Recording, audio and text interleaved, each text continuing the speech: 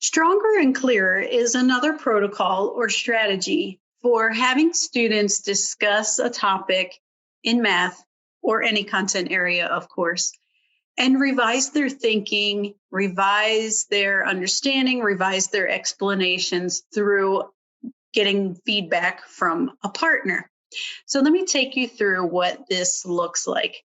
Again, in the world of English language acquisition, and I really would love to see this adopted in the world of all instruction, is the idea of repetition and taking the time to slow the thinking down, have conversation, go back to your ideas, revise your thinking, revise your language, and then work in iterations where each time I talk about this, each time I write about it, each time I think about it, I'm going to do it in a way that's a little bit better, a little clearer, a little more concise, more precise language. So you'll see as we go that these are different ways to just slow down the process and get students to really get into the mindset of drafts.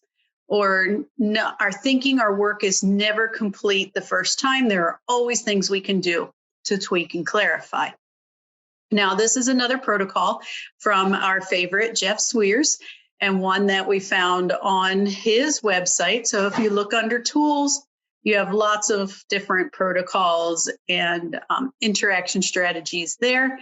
And you can also find videos here of samples in the classroom where you can see a lot of these strategies in action. So highly recommend you visit there and take a spin around the website.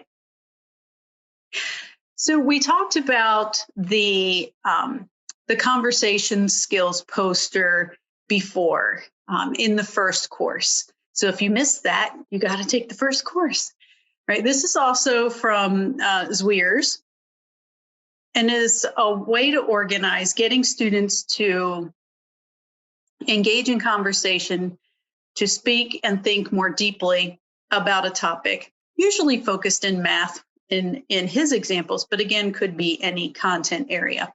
So we're going to use this poster, assuming that our students have already had practice with it. Our students have already practiced with having conversations with each other where they clarify, they analyze a problem together, they look at the approaches they used, they know how to explain and support their reasoning, and they know how to add on ideas and connect ideas. So this strategy is assuming that they've had some practice with this and it isn't their first time around having math conversations.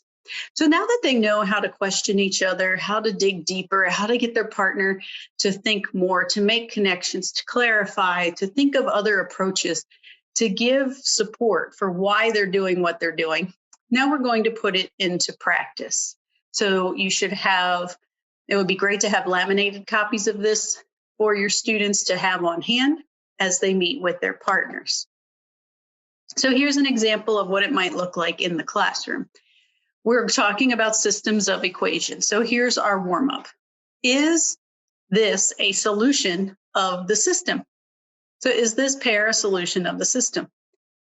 Now I want to know if my students even know how to approach this.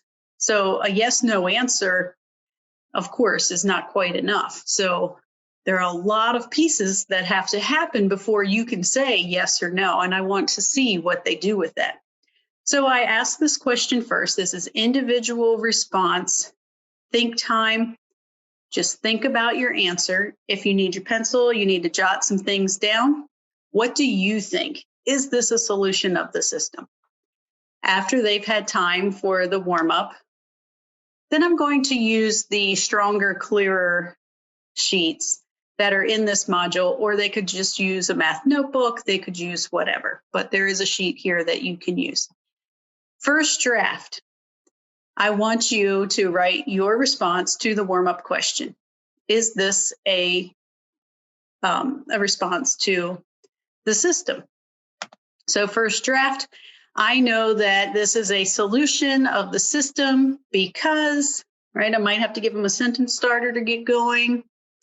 And then they're going to say, I know, or you can also put on your whiteboard, your chalkboard, your sentence strips, I know that this is not a solution of the system because it could go either way.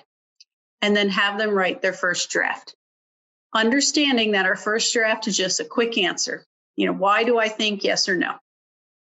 Then at the bottom, you see a section for partner notes. Now you're going to take your response and you're going to meet with a partner and you're going to share your thinking. So I would structure this pretty well for a while to say, once you get in your partners, okay, partner 1, you are going to share your thinking while partner 2 listens.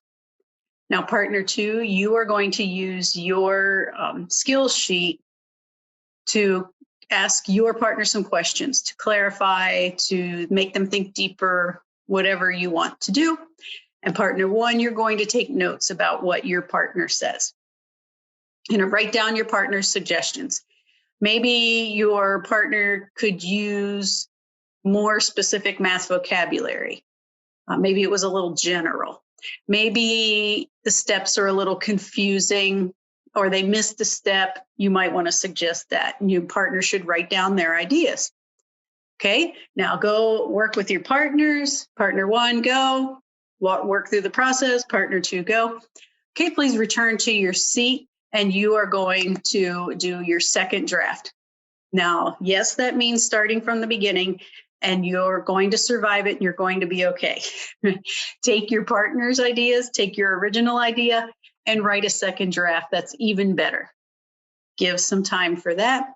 Now we're going to do the same process again. You're going to meet with a different partner, and your goal is to find at least one more idea that you can use to make your response even stronger and clearer. So then again, they grab their sheet. They meet with their partner, have the conversation, and then take their partner notes, and they return to their seat and write their final draft. Now, in your final draft, this is what I should see. Specific math vocabulary, that should be in there. Clear steps and ideas. Today, we're talking about sequencing words and phrases, so I want to see that in there. How do I know what happened first? What was the last step? What happens in between? Make sure that's all clear in your language. So double check yourself. If you have time, trade, double check with a partner, and you have a stronger and clearer response than you had in the beginning. And maybe take a little poll there and say, raise your hand if you think your final draft is a stronger and clearer response than your first one. And then maybe they can think, pair, share about why that's true. At the end of lessons, regardless of what we're working on, I try to work in some partner talk about the objective. So if our objective was justifying if this was a solution to the system of equations, then partner A and partner B, think about, did we meet this goal today? Were we able to justify and were we able to make our responses stronger and clearer after 2 drafts? And then you could say, I think we met or did not meet and why. So a little metacognition going on there as well. So I'd love to see you use the strategy and then note in the comments box what you think, or if you'd put a different twist on it, or maybe combine it with another protocol that you think it would work well with. Or replace a step, modify, whatever you want, whatever you're thinking. I'd love to hear your response because there are so many directions you can go with these protocols. Can't wait to hear what you're thinking. And again, see if this is reflected in your final assignments for the course.